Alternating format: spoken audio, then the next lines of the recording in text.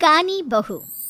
किशोरी लाल जी के बेटे राघव की शादी की बात जगह जगह चल रही थी, लेकिन किशोरी लाल जी को कोई लड़की पसंद ही नहीं आती थी।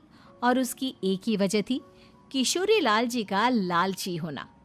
उनको लड़के वालों से मोटा दहेज चाहिए था और इसी चक्कर में एक दिन वो एक बहुत पैसे वाले के घर अपने बेटे का रिश्ता लेकर पहुंचे। उस आदमी का नाम था ओम प्रकाश। देखे किशोरी लाल जी, मेरी एक ही बेटी है और मेरी सारी संपत्ति जायदाद सब कुछ मेरी बेटी नैना का ही है। पापा, नाम से लगता है बहुत खूबसूरत होगी। कितना अच्छा नाम है ना, नैना। ओ, वैसे बात तो सही है आपकी। अब इतना पैसा है, जमीन जायदाद है, इकलौती बेटी, आप भी क्या करेंगे? सब कुछ उसे ही देंगे ना। बिल्कुल ठीक पहचाना आपने। बस बेटी की शादी और सारी जायदाद उसके नाम। पापा, बिना देखे हाँ कर दीजिए ना। इतना अच्छा रिश्ता फिर कहाँ मिलेगा?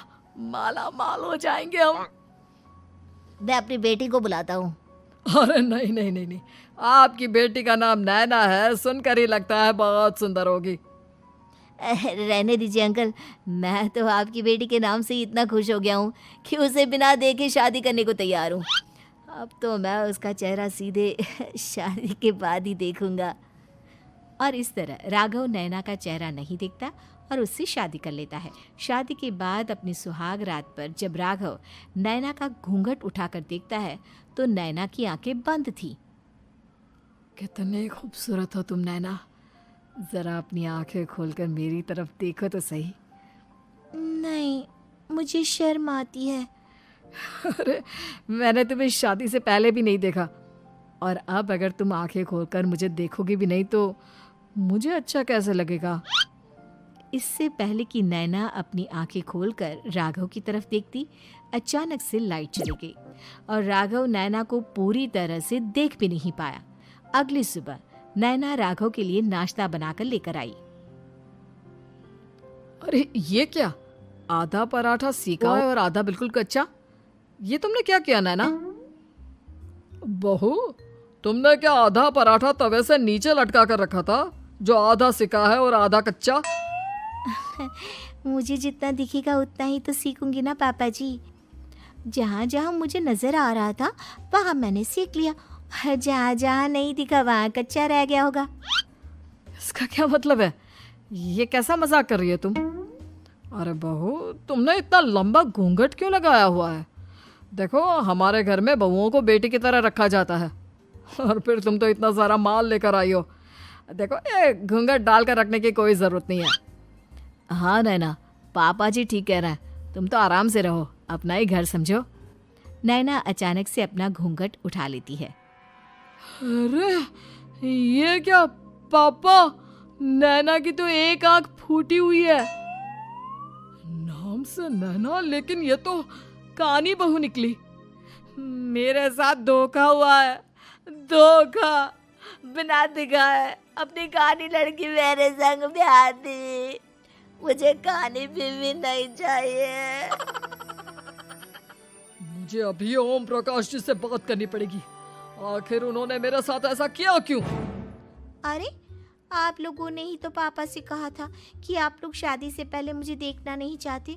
अब मेरे पापा पर क्यों इल्जाम लगा रहे हैं? अरे लेकिन उन्हें बताना चाहिए था ना कि तुम कानी हो, एक आंख से तुम्हें दिखाई नहीं देता। किशोरी लाल और राघव नाराज होकर ओम प्रकाश को अपने घर बुलाते हैं। पापा जी, ये आपने क्या किया? शादी से पहले बताया क्यों नहीं कि नैना की आंखों में परेशानी है? अरे, आप ही ने तो लड़की देखने से मना कर दिया था। और लेकिन आप बता तो सकते थे। आपको तो हमारी बेटी की प्रॉपर्टी चाहिए थी, वो भी पूरी की पूरी।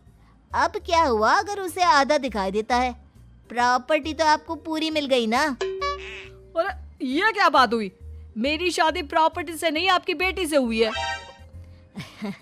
अब ये तो पहले सोचना चाहिए था, तब तो मेरी प्रॉपर्टी देखकर तुम्हारी जुबान लपा रही थी। लेकिन मैं कानी लड़की को अपनी बीवी बनाकर नहीं रख सकता। पापा, कुछ करिए ना आप। हाँ, करता हूँ। देखिए ओम प्रकाश जी, आप हमारे साथ ऐसा नहीं कर सकते। और तुम देखो, अगर तुमने मेरी बेटी से शादी तोड़ी ना तो जो भी प्रॉपर्टी मैंने तुम्हें दी है वो तो पूरी की पूरी वापस ले ही लूँगा और आधी प्रॉपर्टी तुम्हारी भी लूँगा। अरे मेरी आधी प्रॉपर्टी भला क्यों लेंगे आप? इसलिए क्योंकि मेरी बेटी को आधा नजर आता है और उसकी नज़र अभी तक तुम्हारी आधी जायदाद पर ही पड़ी है। अब तुम उसे घर से निकालोगे तो कुछ तो लेकर जाएगी ना। और अगर हम आपकी बेटी को अपने घर की बना कर रखे तो?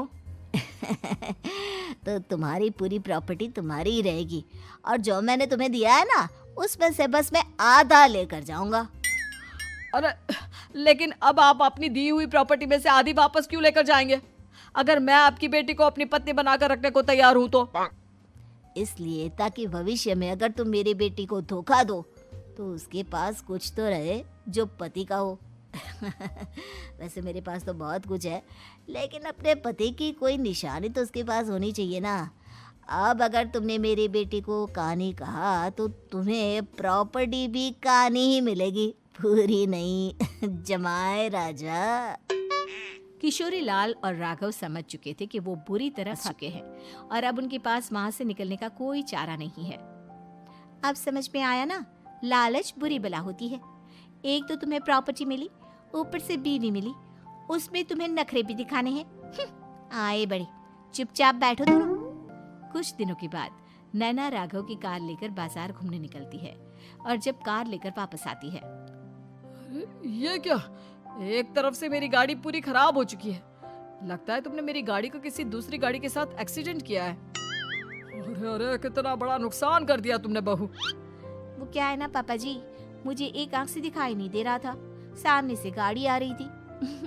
मुझे तो सिर्फ आधा ही दिखाई दिया और वो गाड़ी मेरी कार से रगड़ते हुए निकल गई। अब मैं क्या करूं बताओ? आप इसे ठीक कराने के पैसे कौन देगा? तुम्हारे पापा? तुमने मुझसे इस तरह से बात की? अभी रुको। नैना राघव की शिकायत ओम प्रकाश को कर देती है। देखो राघव, अब जो मेरी आधी प्रॉपर्टी तुम्हारे पास थी ना उसमें से आधी और मैं लेकर जाऊंगा क्योंकि तुमने मेरी बेटी को डांटा। अरे नहीं नहीं पापा जी, गलती हो गई, माफ कर दो। गलती की तो कोई गुंजाइश ही नहीं। अगली बार मेरी बेटी को डांटा तो बची हुई आधी में से आधी और ले जाऊंगा। लालच के चक्कर में हम दोनों ने बहुत बड़ी गलती कर दी बेटा। एक तो तुम्हें कानी बहू मिली और ऊपर से जो माल मिला वो भी काना।